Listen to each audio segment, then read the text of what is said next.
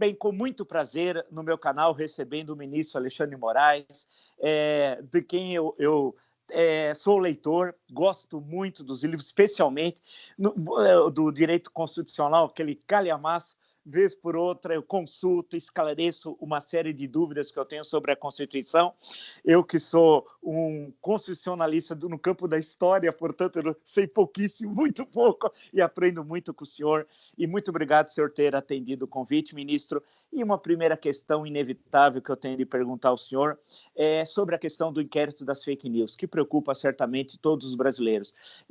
Evidentemente, dentro do que seja possível falar sobre a questão das fake news, como é que está o inquérito e quando é que o Brasil vai poder ter conhecimento do que foi investigado?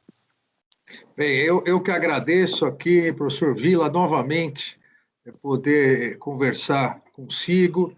É um prazer sempre. E, obviamente, a questão, você brincou da questão da Constituição, do livro, mas o constitucionalismo, a ciência política e a história são três assuntos totalmente relacionados. Quem quiser, eu sempre digo, quem quiser conhecer realmente os três, pelo menos tem que fazer essa interligação. Não há como se analisar a Constituição sem analisar o seu momento histórico, né? E isso, na verdade, quem sempre aprende com você sou eu e vários outros constitucionalistas, sempre acompanhando aí as suas reflexões. Obrigado. Vila, nós estamos chegando ao final do ano. Eu, como já foi noticiado, eu continuarei trabalhando normalmente no recesso, principalmente por causa das investigações. E não é a primeira vez, a parte da imprensa que gosta muito de fazer intriga, né? E fizeram uma intriga em julho, da mesma forma eu mantive o meu ritmo normal, exatamente por causa das investigações, e nesse momento de pandemia é importante estarmos todos atentos para qualquer eventualidade. E o que eu posso dizer para você, sem atrapalhar, obviamente, sei que você compreende Claro. as investigações, é que as investigações avançaram muito. Não só do inquérito chamado inquérito das fake news, mas também o inquérito dos atos antidemocráticos, porque a estrutura de investigação é a mesma. E eu diria, muitos dos participantes e dos grupos são os mesmos.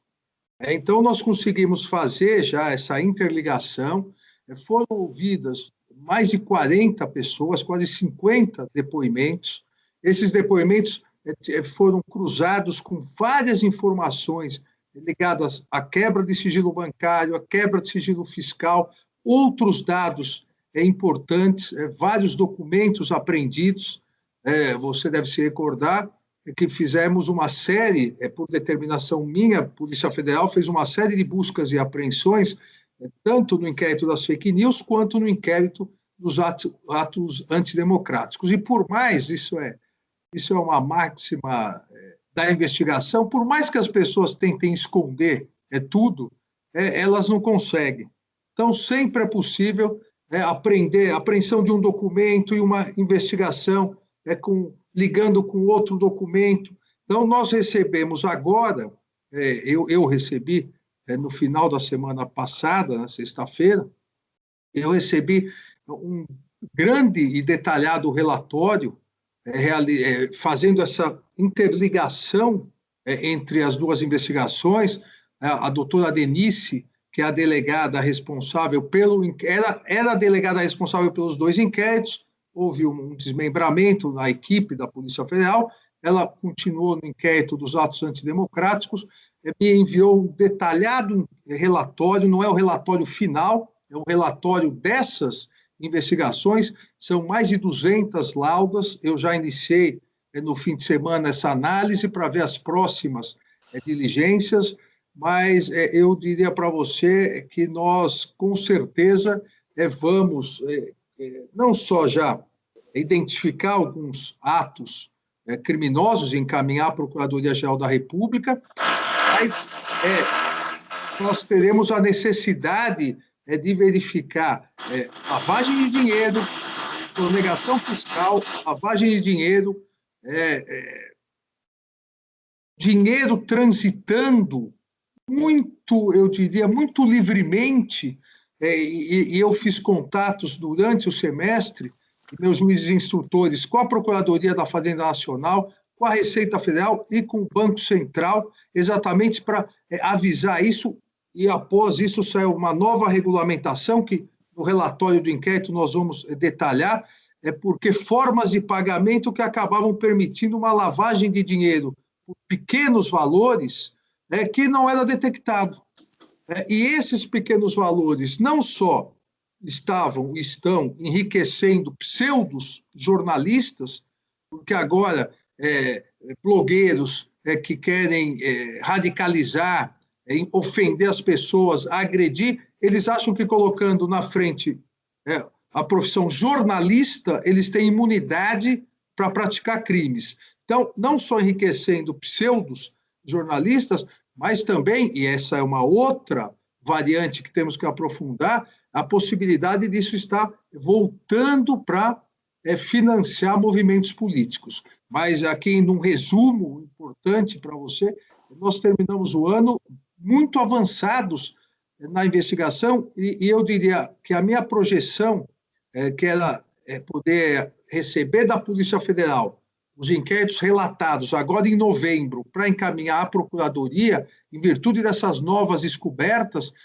houve necessidade de ampliar um pouco para que essa investigação seja o mais completa possível e detalhada, para que a Procuradoria possa tomar as providências como titular da ação penal, Ministério Público, que entender cabíveis.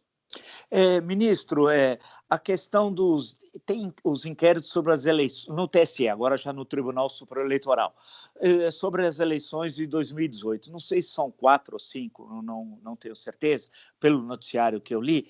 E li também, ministro, que algumas das provas são compartilhadas entre o STF e o TSE.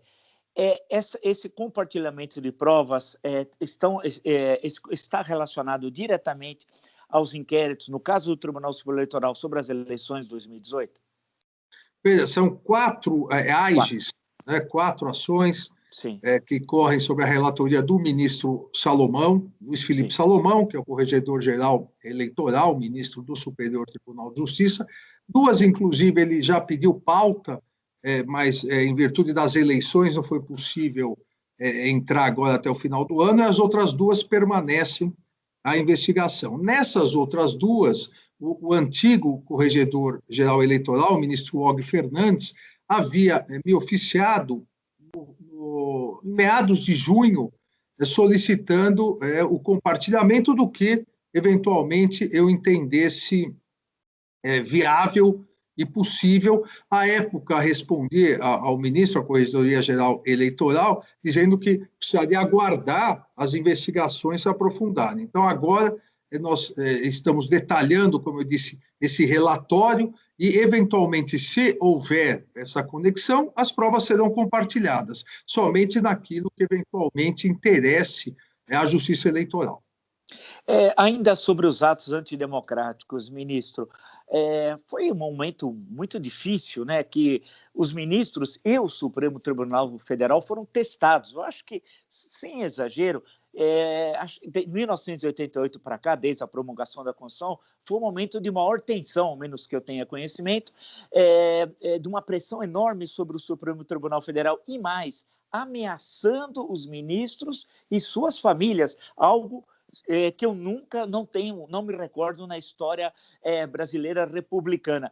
Como é que foi o ministro, o senhor e sua família conviver com esse momento tão tenso, que foi recente, coisa de 6 meses atrás? Vila, você tem total razão. Eu não diria nem de 88 para cá. Eu diria que da história republicana do Supremo Tribunal Federal, e mesmo diríamos assim, do antepassado do Supremo Tribunal Federal, que era o Supremo Tribunal de Justiça no Império, jamais se pretendeu de forma, eu diria, tão violenta e aviltante, se pretendeu agredir uma instituição, Supremo Tribunal Federal. Nós tivemos, principalmente em maio, final de maio, início de junho, nós tivemos um momento de tensão institucional muito grande. Isso não ocorreu nem quando o Supremo Tribunal Federal julgou, nesses últimos 32 anos, vários mandados de segurança relacionados a 2 impeachments de presidentes da República, o presidente Fernando Collor e a presidente Dilma Rousseff. Não ocorreu durante o julgamento do Mensalão, ou seja, não ocorreu durante o julgamento de questões importantes da Lava Jato, porque não se atentou nesses momentos contra a institucionalidade. A partir do início desse ano, isso foi escalando. Grupos, não só virtuais, mas se chegou à violência presencial, todos se recordam, de atos lamentáveis, pessoas jogando rojões no Supremo Tribunal Federal.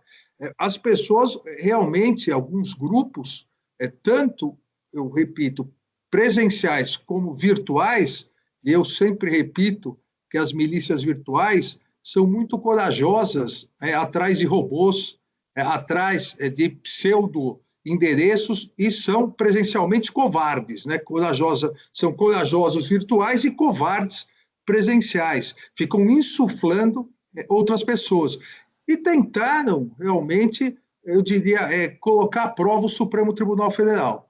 E, Vila, as pessoas podem gostar ou não, individualmente, dos ministros, de um ministro ou do outro, as pessoas podem concordar ou não com as decisões do Supremo Tribunal Federal, só que eu diria que nenhuma pessoa séria nesse país deixaria de concordar que o Supremo Tribunal Federal esse ano foi essencial para a manutenção da institucionalidade no Brasil. A democracia e a república mostraram que são suficientemente maduras no Brasil para aguentar turbulências. A Constituição trouxe mecanismos de controle, o Supremo Tribunal Federal, dentro das suas atribuições, utilizou esses mecanismos de controle, mesmo quando muitos grupos estavam, eu diria, tentando tensionar até uma eventual ruptura, mas a Constituição demonstrou que há instrumentos dentro do mundo jurídico para garantir a democracia, para garantir a estabilidade, o que não significa que turbulências não existam. Mas o Supremo Tribunal Federal e o Poder Judiciário como um todo não faltou à democracia e à República esse ano. E basta ver que a partir do embate maior de maio e junho, também com outras turbulências menores, mas nós voltamos a um nível aceitável de conflito, porque o nível estava absurdo. Vila, as pessoas, vários grupos, estavam planejando ingressar no Supremo Tribunal Federal, tinham plantas dos gabinetes, plantas dos corredores, e-mails que nós identificamos na Deep Web, pessoas passando roteiro de viagem de ministro do Supremo Tribunal Federal, horário de aeroporto, dizendo como deveria ser feita a abordagem para assassinar esse ministro, aquele ministro. Manifestações lamentáveis de grupos, 8, 9, 10 pessoas que se davam o direito de vir ofender, ameaçar não só ministros, mas a família dos ministros, ou seja, pessoas que perderam totalmente, eu diria, a compostura institucional. Viver numa democracia, viver numa república, viver dentro de regras constitucionais. E essas pessoas perderam totalmente a noção disso. Supremo Tribunal Federal, e não só, Poder Judiciário, efetivou diversas prisões, diversas ações para mostrar que no Brasil há justiça, que no Brasil a Constituição é respeitada e que o Supremo Tribunal Federal e o Poder Judiciário não faltarão ao Brasil nesses momentos difíceis, mesmo correndo risco de vida os ministros e muitos de seus familiares. Ministro, a questão do juiz de garantias. Eu lembro que na nossa conversa anterior tocamos nisso. O tempo passou E essa é uma questão que está presente muito no noticiário. Como é que está essa questão? Quando é que isso vai ser implantado ou não? Porque tudo tem uma... No Brasil, as teorias conspirativas marcam todo o cotidiano. Passa pelo futebol, passa por tudo e passa pelo Supremo Tribunal Federal. O senhor fez menção anteriormente, fala, olha... Não, eu fiquei trabalhando no outro momento, em julho e tal. Agora estão dizendo, não, 4 ministros não vão sair porque eles querem, entre aspas, fiscalizar o presidente do Supremo Tribunal Federal. Então, espalham isso, cria tudo isso e tal. A questão do juiz de garantias também, de certa forma, estaria envolvido nessa visão de conspirativa que, infelizmente, está muito presente hoje no Brasil. Como é que está essa questão, ministro? Vila, é uma coisa engraçada, né? Às vezes trágica, mas as pessoas e parte da imprensa preferem muito mais a conspiração, a fofocaiada, que eu costumo dizer, do que os fatos. Esse é um deles. Veja, ninguém quer retirar ou não algo de alguém. Cada ministro do Supremo Tribunal Federal tem os seus processos, e é o juiz natural, o relator natural dos seus processos. E o plenário sempre soberano. Como você disse, eu tinha dito anteriormente, em julho já atuei assim, o ministro Marco Aurélio também, em julho, atuou dessa maneira, e não há nenhum problema. É gozado porque, ao invés das pessoas reconhecerem que abrimos mão das férias para poder garantir esse período da pandemia, preferem criticar e ingressa com essa questão do juiz de garantias.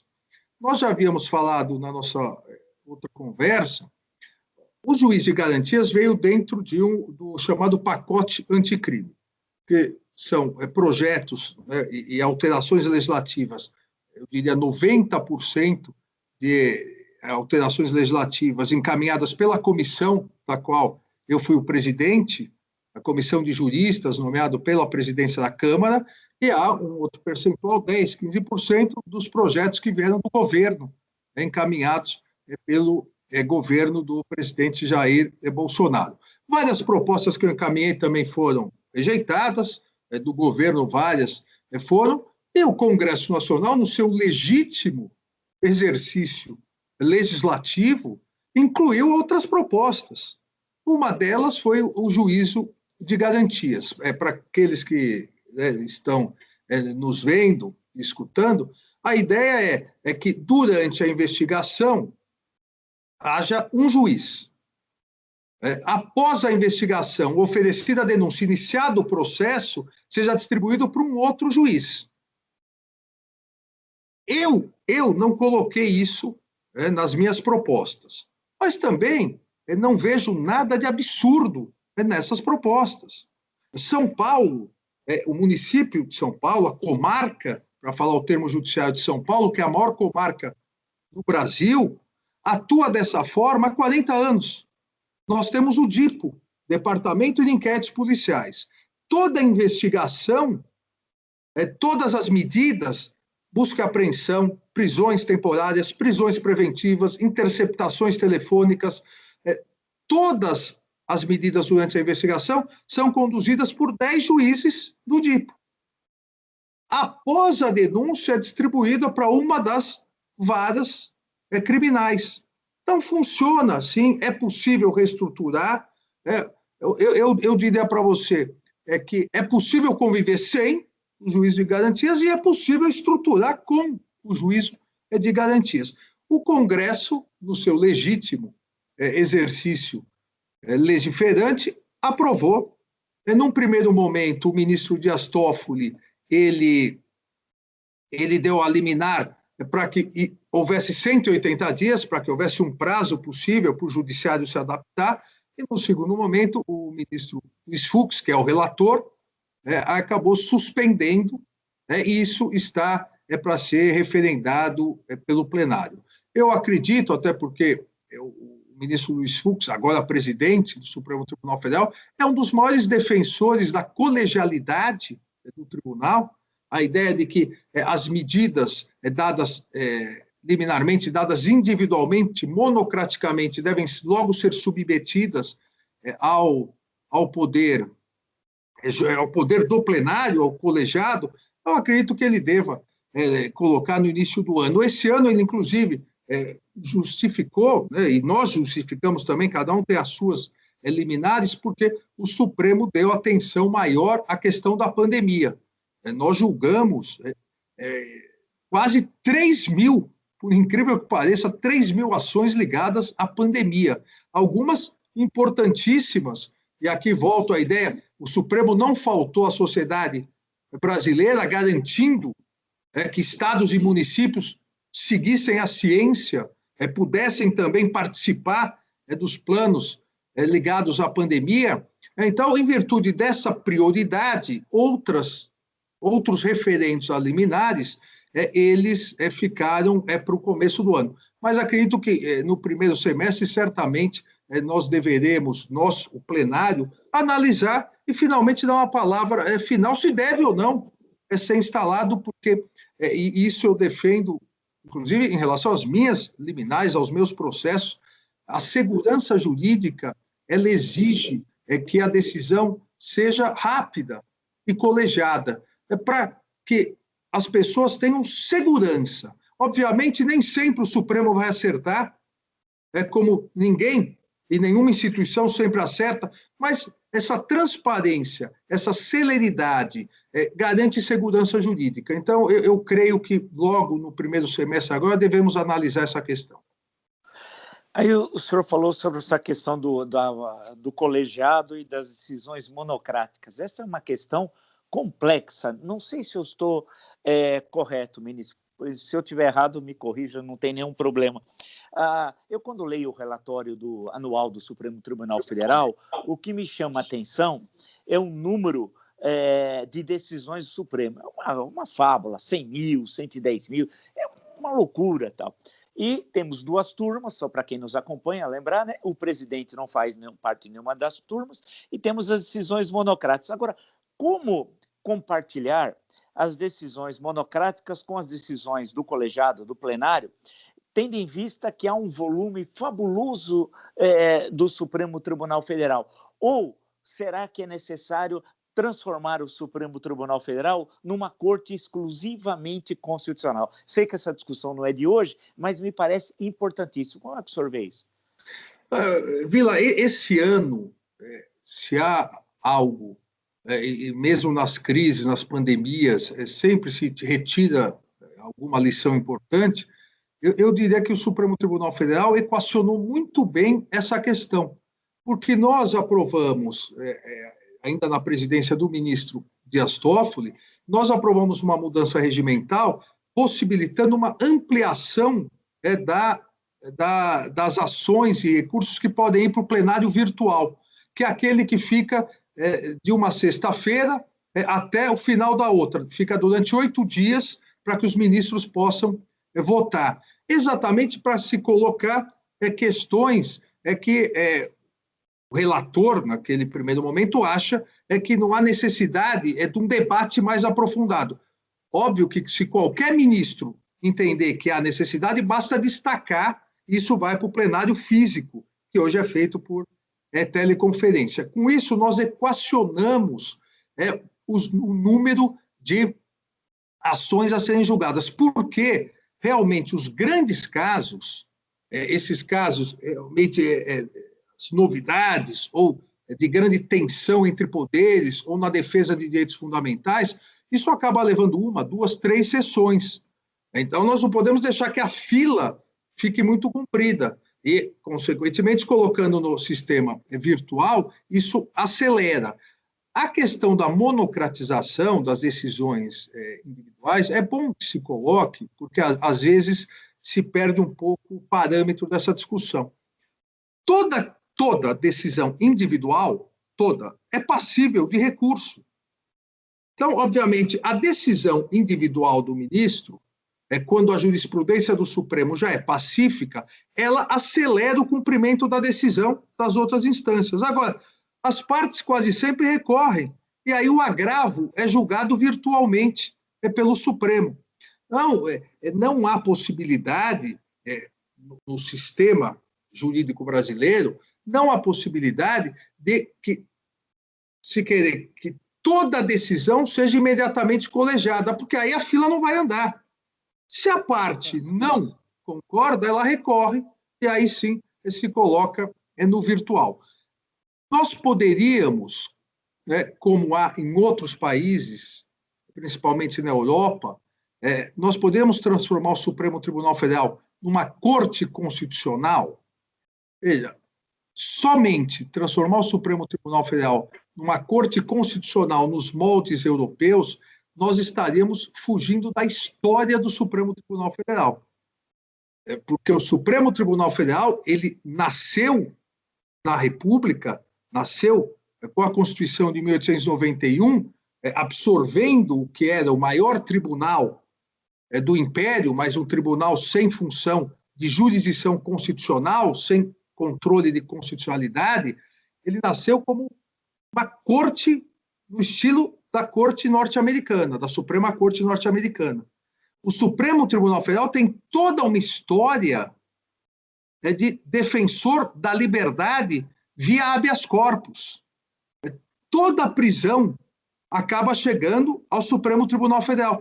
O Supremo Tribunal Federal, até a década de 40, 50, principalmente na ditadura Vargas, com erros e acertos também, mas o Supremo Tribunal Federal, ele fixou toda uma doutrina a favor da liberdade, via habeas corpus. Não acredito, eu não sou a favor que o Supremo Tribunal Federal, até pela estrutura jurisdicional brasileira, se transforme só em corte constitucional.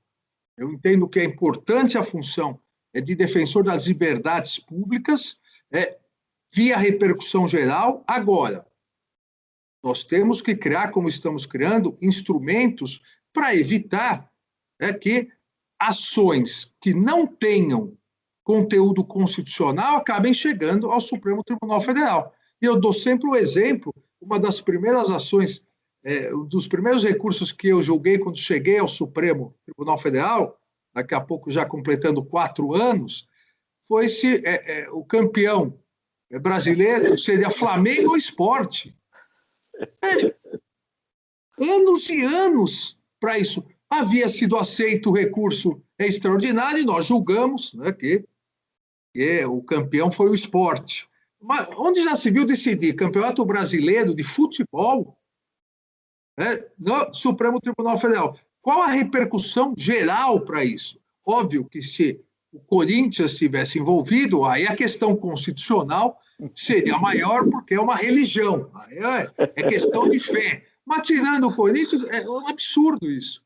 Então, o Supremo vem se adequando. Para você ter uma ideia, Vila, nós, nos últimos 3 anos, nós diminuímos o acervo de 100 mil processos para 24 mil processos. Então, nós estamos com esses sistemas de sessões virtuais, de julgamentos virtuais, nós estamos enxugando para poder dedicar mais tempo às prioridades.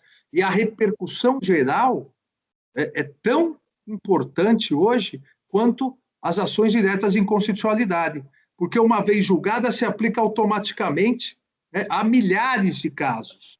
E aí, uma outra questão que o Supremo tem que insistir, que é a mudança de mentalidade do Poder Judiciário brasileiro. A primeira instância discute a ação, a segunda discute, os tribunais superiores discutem. Agora, chegou ao Supremo Tribunal Federal, fixou a tese, é inadmissível que as outras instâncias não apliquem imediatamente a tese, porque isso acaba dando uma multiplicidade de recursos. Então, nós temos que seguir os precedentes, e isso o Supremo vem insistindo para evitar exatamente o número excessivo de ações se multiplicando. Se o juiz, desde o início, já fixa, o Supremo aplicou esse precedente, nós vamos conseguir desjudicializar grande parte da sociedade. Pegando esse gancho, ministro, a judicialização da política, todos acusam, dizem o seguinte, mas o Supremo legisla tal. Bem, acho eu que o Supremo só age quando é provocado, né? Senão ele não dá suas respostas. E isso é algo recorrente no noticiário. Está a judicialização da política brasileira, o Supremo está querendo interpretar, não interpretar a Constituição, mas fazer uma nova Constituição, alterar os artigos, os sentidos. Como é que o senhor analisa essas críticas? Vila, no direito romano havia o non liquid. O juiz no direito romano, ele podia dizer, não decido. Ele recebia a causa, achava que não era o caso de decidir, non liquid e acabou. No direito brasileiro, não existe essa possibilidade. Vale dizer, o que chega ao Supremo Tribunal Federal, o Supremo Tribunal Federal tem que decidir. Quando se diz que o Supremo, você falou de uma forma chique, fina. Eu diria o seguinte, quando o Supremo é acusado de se meter em tudo, porque é isso que nós somos acusados, o Supremo se mete em tudo. Olha, mas não somos nós que acordamos de manhã, os ministros, vamos procurar uma notícia no rádio, televisão, jornal, opa, essa notícia vamos julgar. Não, as ações ingressam no Supremo e o Supremo tem que decidir. E aí vem uma aposta que o legislador constituinte, em 1988, fez. O legislador constituinte, em 88, e você melhor do que ninguém sabe, Vila, porque esse é o historiador das constituições, o legislador constituinte, em 1988, ele, sábia e humildemente, ele olhou para trás e fez uma pergunta. Por que o Brasil, que copiou a estrutura institucional norte-americana com presidencialismo, com tripartição de poderes, e federalismo, com núcleos regionais de poder, são dois instrumentos criados exatamente para conter o abuso de poder, por que, perguntou o legislador de 88, por que não deu certo no Brasil?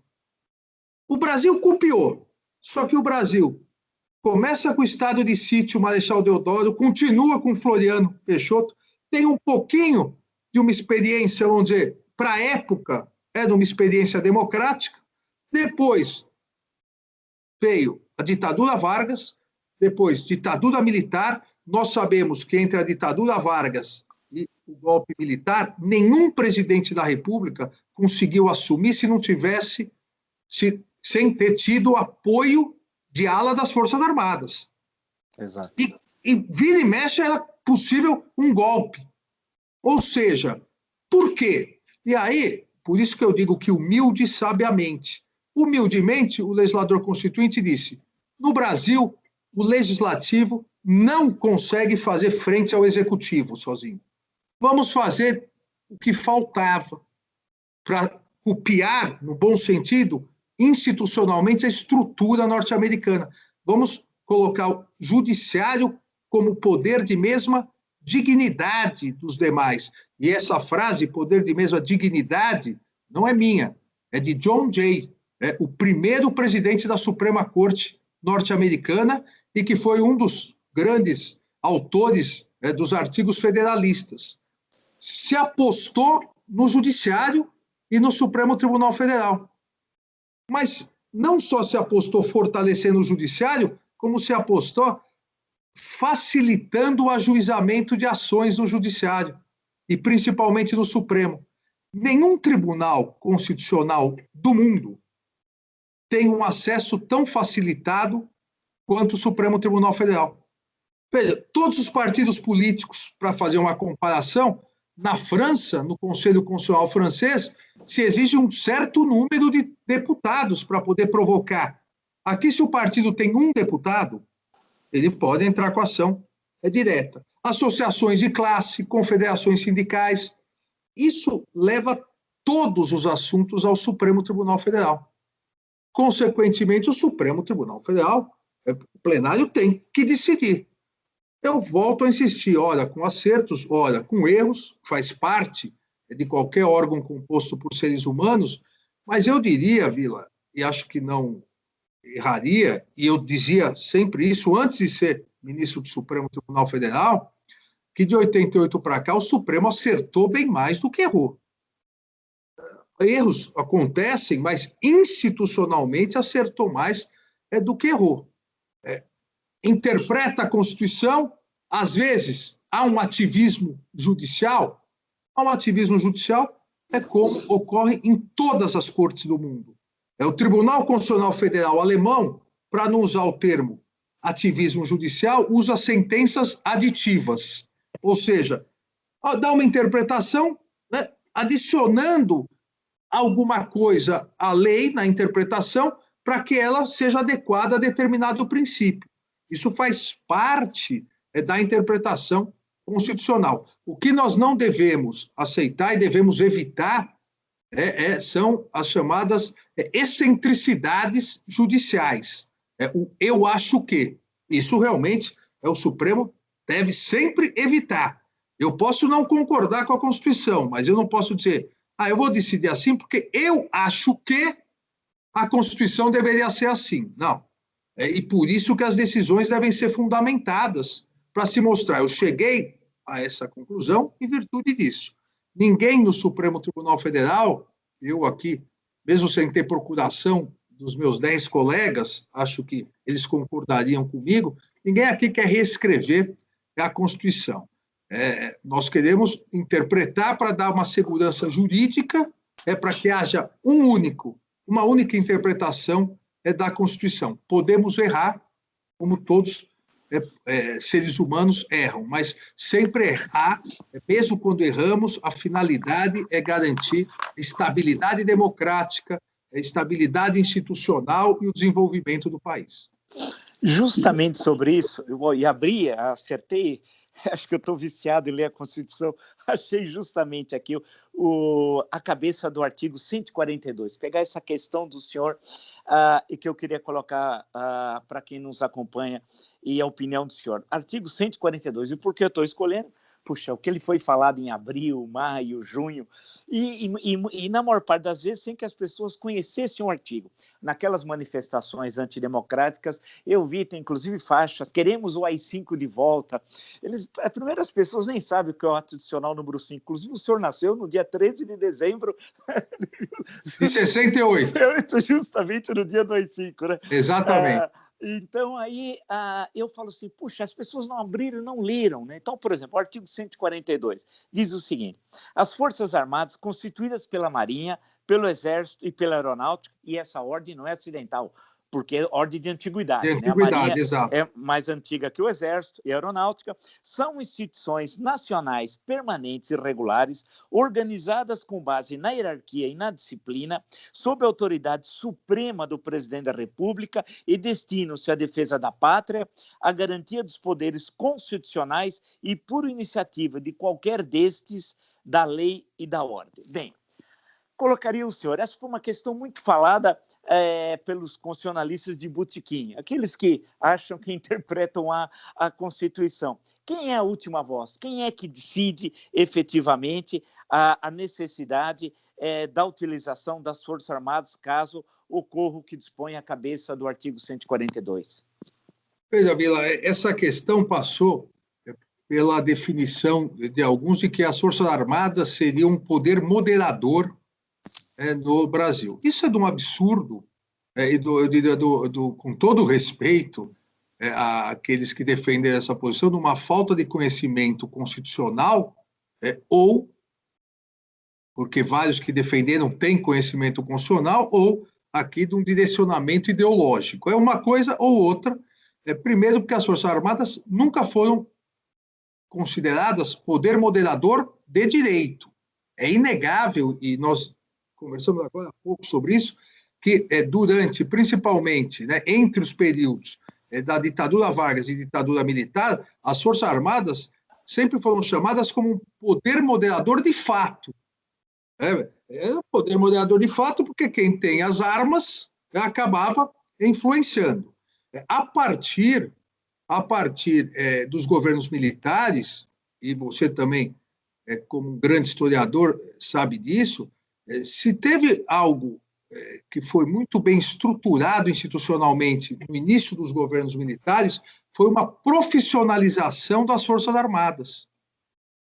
Se alterou a estrutura, se determinou o máximo de 12 anos para que os generais pudessem ficar, exatamente para evitar o que acontecia desde a República Velha, grupos políticos dentro das Forças Armadas. Então, uma renovação para que as Forças Armadas, como realmente são, as Forças Armadas fossem estruturalmente do Estado, não do governo.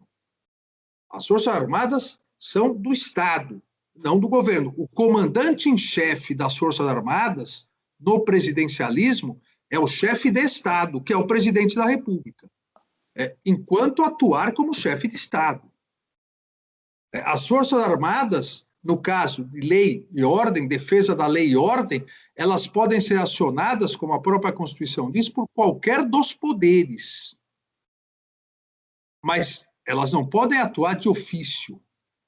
Elas não podem atuar como um poder moderador, e as Forças Armadas bem sabem disso, e aqui justiça seja feita.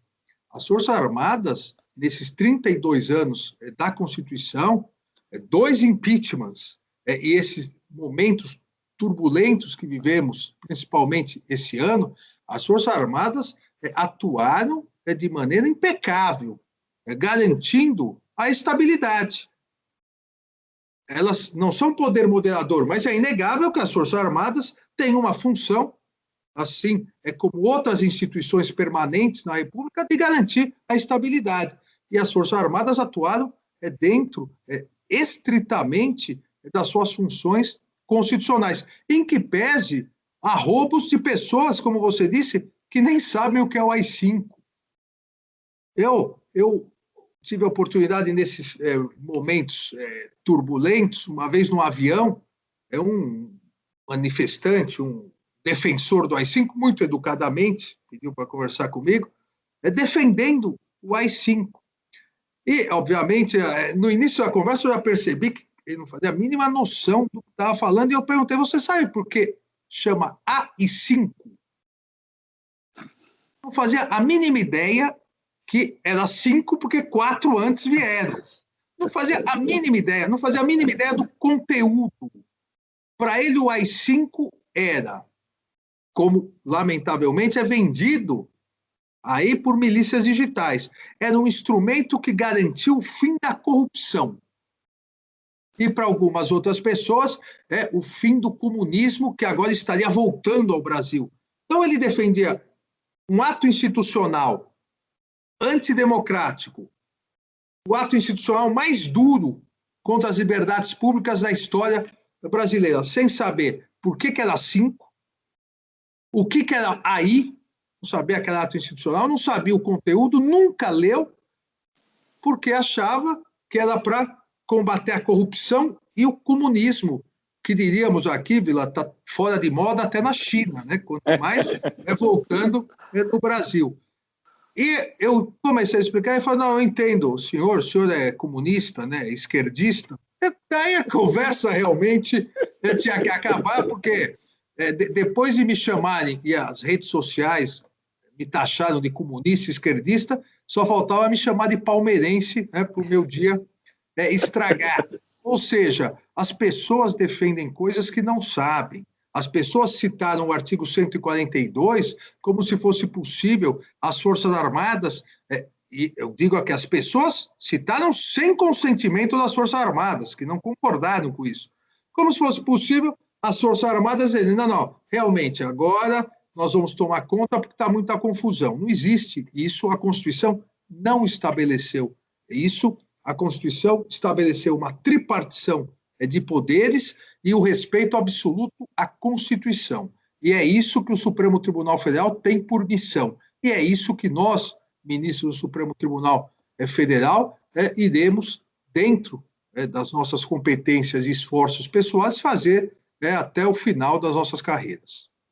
E nesse caso, lembrando que pela Constituição, o guardião da Constituição é o Supremo, a última voz seria do Supremo Tribunal Federal. Exatamente. Houve até uma decisão, foi dada uma decisão numa DPF, uma arguição de descumprimento de preceito fundamental, pelo hoje presidente Luiz Fux, nosso presidente, ministro Luiz Fux, onde explicou exatamente essa questão. Foi uma opção, e aí, novamente, eu volto ao que eu disse. Não foi o Supremo que, em 88, 86, 87, 88, na Constituinte, e disse, olha, eu sou guardião da Constituição, vou dar a última palavra. Foi a Assembleia Nacional Constituinte, que eu quero lembrar a todos, no Brasil, ao mesmo tempo, era Assembleia Nacional Constituinte, mas era poder constituído, é do Congresso Nacional. O Congresso confiou isso ao Supremo Tribunal Federal. E em 2004, dezembro de 2004, ao aprovar a emenda constitucional 45, reafirmou esse compromisso, confiando no Supremo Tribunal Federal. Ministro, olha, mais uma vez agradeço muito a gentileza do senhor, mais uma aula, porque isso daqui não é só uma entrevista, uma conversa, é uma aula de um grande especialista em direito constitucional, um grande ministro do Supremo Tribunal Federal. O senhor fez uma exposição aí que eu sempre digo que no meu canal a importância da gente socializar o conhecimento, especialmente no momento de muita turbulência e muita ignorância, porque é quase que uma combinação no Brasil, essa combinação demoníaca entre turbulência e ignorância. E o senhor expôs com muita clareza essas questões aí que eu perguntei, e são questões muito presentes nesse ano que está terminando. E eu espero, como todos nós, que tenhamos um 2021 com muita vacina, né? E eu desejo à família do senhor também um Feliz Natal e ao senhor e à sua família um 2021, que a gente consiga virar essa página pesada que é de 2020, sempre do lado da ciência, né? Por isso que estamos falando da vacinação, e ver se as turbulências diminuem um pouco de tensão e tenha mais conteúdo na discussão política, né? Especialmente quando é demandado o Supremo Tribunal Federal. Esperamos todos, Vila, e você citou agora, sempre acreditando na ciência, né? O Supremo Tribunal Federal teve a oportunidade agora, semana passada, na última semana do ano, reafirmar a fé na ciência, a questão da vacinação. Não é possível, e eu disse isso no meu voto, não é possível que as mesmas pessoas, e são várias pessoas que fazem isso, que correm para tomar vacina de febre amarela para poder viajar para o exterior, porque senão não entra. E aqui queiram se recusar a tomar vacina, colocando em risco toda a questão epidemiológica da pandemia.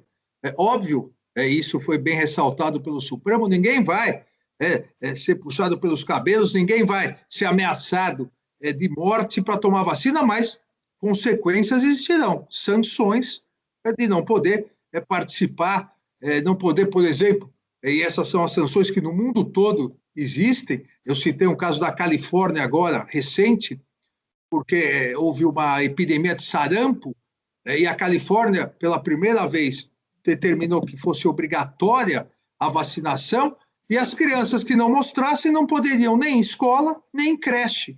Você não pode colocar em risco a vida das demais pessoas.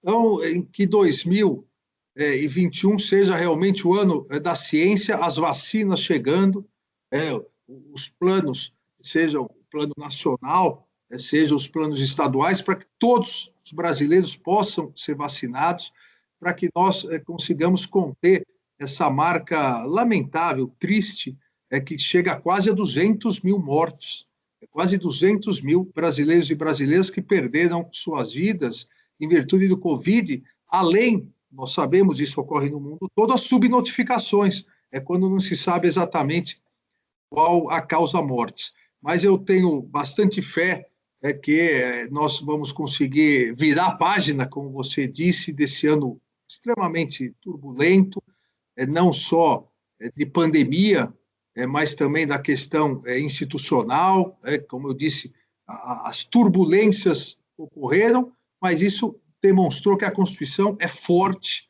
as instituições são fortes e conseguiram passar 2020 mesmo na turbulência. E só que uma lembrança que eu acabei de dizer, acabei esquecendo de dizer, Vila, quando você disse que acusam que o Supremo quer escrever a Constituição. Só teve uma vez na história que uma pessoa só resolveu escrever a Constituição. Uma. Você conhece Francisco Campos, ministro da Justiça de Vargas, na ditadura Vargas, Chico Ciência, ele escreveu. Óbvio que é o sonho de todo constitucionalista sentar e escrever. Só que quem escreve sozinho acaba correndo o risco de não ver cumprido a sua Constituição. E a Constituição de 37 nada, foi a mesma coisa. A Constituição é sempre fruto da democracia e o Supremo não quer reescrever a Constituição. O Supremo quer garantir a máxima efetividade da Constituição para todos os brasileiros. Então, é isso que, Vila, eu também desejo a nós todos, o ano que vem. Segurança jurídica, muita saúde, com fé na ciência, muita saúde, e, a partir disso, que o Brasil possa voltar aos trilhos econômicos também, para que as pessoas possam recuperar seus empregos, suas rendas, e que o Brasil chegue ao desenvolvimento que todos nós brasileiros realmente merecemos. E obrigado por mais essa oportunidade. Feliz Natal para você e para toda a família. Valeu, ministro. Muito obrigado. Até a próxima, então. Até a próxima. Até a próxima.